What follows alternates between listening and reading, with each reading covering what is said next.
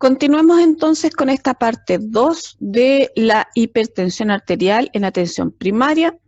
Ya revisamos, ¿no es cierto?, qué vamos a hacer con el paciente que tiene un riesgo cardiovascular bajo. Vamos a hacer los cambios de estilos de vida o el tratamiento no farmacológico y quedamos, ¿no es cierto?, en que si a los 3 meses esa presión arterial no se normaliza, tenemos que comenzar con tratamiento farmacológico, que es lo mismo que vamos a hacer para el riesgo moderado. Y vamos a tener terapias, ¿no es cierto? Y lo primero que tenemos que indicar o lo primero que vamos a partir trabajando con el paciente son los cambios de estilo de vida, que ya los vimos. Vamos a ver educación, bajar de peso, actividad física, etcétera, etcétera.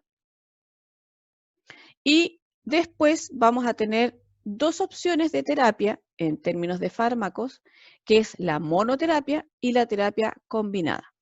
Vamos a partir entonces en este sentido, cambios de los estilos de vida saludables, después vamos a sumarle, si no resulta con los cambios de estilos de vida, la monoterapia, y finalmente, si la monoterapia no resulta, vamos a hacer los cambios de estilos de vida saludable con la terapia combinada.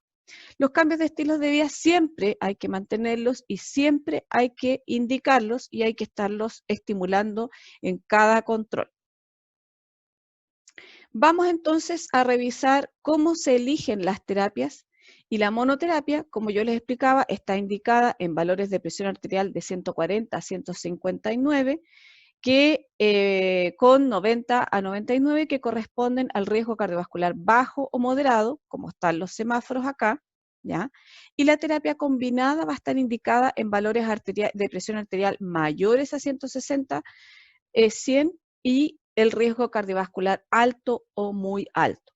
Cada vez que ustedes tengan una clasificación en verde o amarillo, tienen que pensar que si no resultaron los cambios de estilos de vida, tenemos que partir con la monoterapia y cuando tienen un riesgo cardiovascular en rojo, van a trabajar con una terapia combinada.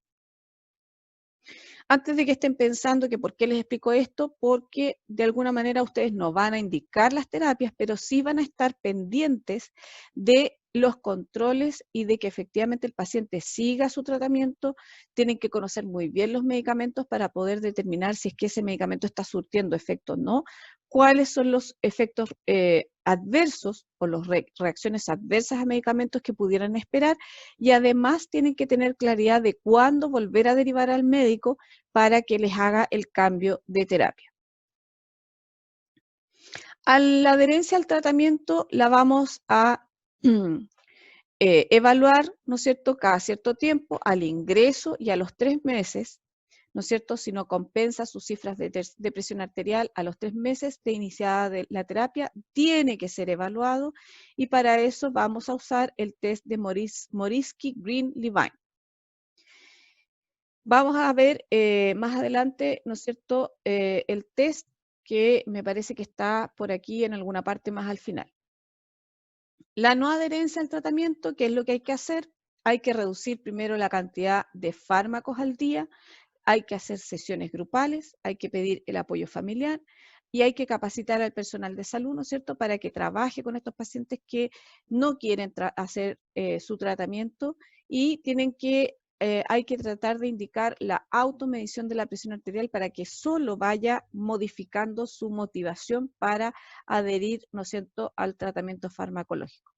Aquí es súper importante que evaluemos la adherencia al tratamiento para saber qué hacer con ese paciente. Si es un paciente que se porta mal, que no sigue las indicaciones, que no va a control, lo más probable es que no sea adherente y vamos a tener que trabajar bajo otro tipo de medidas a través del equipo multidisciplinario. Probablemente va a tener que trabajar un psicólogo o un asistente social o alguna cosa de ese estilo para que este paciente pueda adherir al tratamiento. Si después de todo lo que ya hicimos, ¿no es cierto?, le cambiamos la terapia, le cambiamos los estilos de vida, le hicimos el test de adherencia al tratamiento, lo seguimos por el tiempo que está indicado en el algoritmo, si aún así este paciente no logra compensar, lo tenemos que derivar al especialista.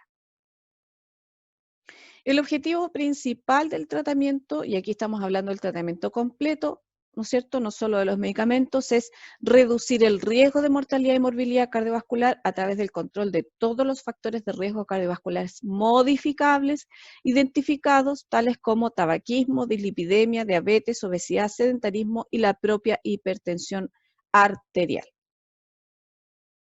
Las metas terapéuticas, y aquí tienen que tener presente que la meta general para todas las pacientes o todas las personas que ingresan al programa de salud cardiovascular va a ser de reducir los valores de presión arterial a 140/90. Todo esto está avalado por distintos estudios, si quieren les puedo dar más material para leer, pero para que no piensen que solo yo lo digo.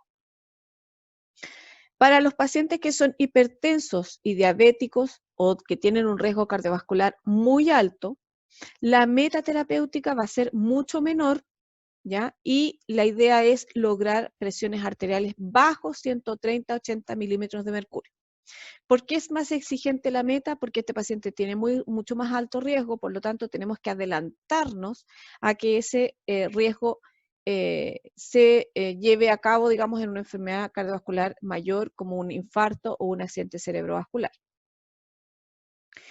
Dentro de los cambios de estilo de vida vamos a tener, ya les comenté, pero vamos a verlo más en detalle, la dieta y el ejercicio, la reducción de la ingesta de sal, la disminución del consumo de alcohol, la disminución del consumo de café, los suplementos de calcio, magnesio y potasio, ya que van a ayudar a mejorar el tono muscular de las paredes de las venas y además van a ayudar, digamos, a todo lo que tiene la contractibilidad vascular de la musculatura lisa.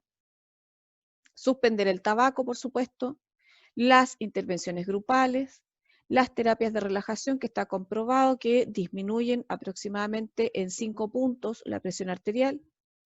Y para la elección del tratamiento farmacológico, aquí tenemos que entrar a picar y tenemos que poner más atención. Antes de escoger el tratamiento farmacológico hay algunas cosas que tenemos que considerar. Y les voy a recordar de nuevo, como en el tabaquismo, ¿no es cierto?, la edad, ¿no es cierto?, de 55 años nos marca un antes y un después o un cambio de lo que tenemos que hacer con esos pacientes. Y eso tiene una razón, ¿ya? También vamos a considerar si es que tiene una comorbilidad de diabetes mellitus, y aquí tenemos que tener presente que no todos los medicamentos antihipertensivos los podemos usar en los pacientes diabéticos. Por supuesto, vamos a considerar el riesgo cardiovascular general y la adherencia al tratamiento a través del test de Morisky-Green-Levine. Los menores de 55 años, que generalmente son los que tienen menos problemas, tienen mejor respuesta a fármacos que inhiben la activación del eje renina-angiotensina y beta bloqueadores.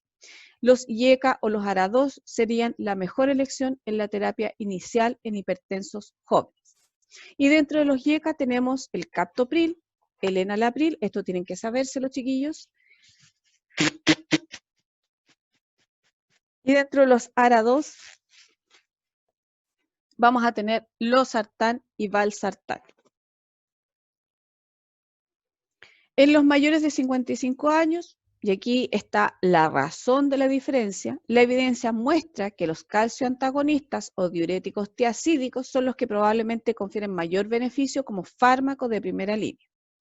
Y eso tiene una razón de ser, que es que los mayores de 55 años, por un tema de edad, tendrían mayor rigidez arterial y mayor sensibilidad a la sal. Por lo tanto, aquí la dieta baja en sodio también es sumamente importante. Dentro de los antagonistas del calcio vamos a tener el nifedipino retard o el nifedipino, el amlodipino. Dentro de los diuréticos tiacídicos, y aquí está combinada la terapia, tenemos la hidroclorotiazida. Hay que recordar siempre el plazo de los 3 meses. Si a los 3 meses no se ha logrado disminución de la presión arterial con un fármaco, más las medidas generales de cambios de estilos de vida, va a optarse por la terapia combinada. ¿Ya? Y eso es súper importante que ustedes estén alertas, porque ustedes van a ser los que van a estar recibiendo a ese paciente probablemente a los 3 meses para ver si controló o no controló su presión arterial. La combinación se hace agregando un fármaco con mecanismos de acción diferentes y complementarios. Por ejemplo, vamos a adicionar un IECA a un calcio antagonista o una tiazida en dosis bajas o al revés, ¿no es cierto?, en pacientes jóvenes. Por ejemplo, le vamos a sumar un amlodipino a un captopril o un enalapril, ¿no es cierto? O vamos a sumarle al antagonista del calcio un diurético tiazídico como la hidroclorotiazida, que esto es lo más habitual. Generalmente se administra un antihipertensivo con un diurético de tipo tiazídico. En relación al tercer fármaco, es posible que agregar un tercer fármaco, aunque hay poco respaldo en evidencia de la efectividad de esta terapia. Por lo tanto, esto, cuando uno llega a cuestionarse si necesita un tercer fármaco, hay que evaluar, ¿no es cierto?, si es que es necesario a lo mejor derivarlo derechamente al especialista. Los pacientes que son hipertensos y diabéticos 2 o que tienen riesgo cardiovascular alto o muy alto, hay recomendaciones específicas de combinaciones de fármacos y están en las tablas de la guía clínica de hipertensión arterial en la página 30. No voy a ahondar mucho más en esto, pero es importante que al menos tengan una campanita que les suene que los tratamientos para los pacientes con hipertensión y diabetes no van a ser iguales a los de hipertensión arterial sola. Y ahí está página 30 para que lo puedan revisar. Van a revisar la guía de hipertensión arterial que está en su aula virtual, este no es el CIBEDUC, pero y si no la pueden descargar del MinSal, los algoritmos de la página 4, 5, 6, 7 y 8 y los anexos 1, 3 y 4 donde está la técnica estandarizada y los fármacos antihipertensivos. Aquí vamos a quedar antes de hablar un poco en relación a la crisis hipertensiva y el tratamiento y vamos a hacer la diferencia de urgencia y emergencia hipertensiva.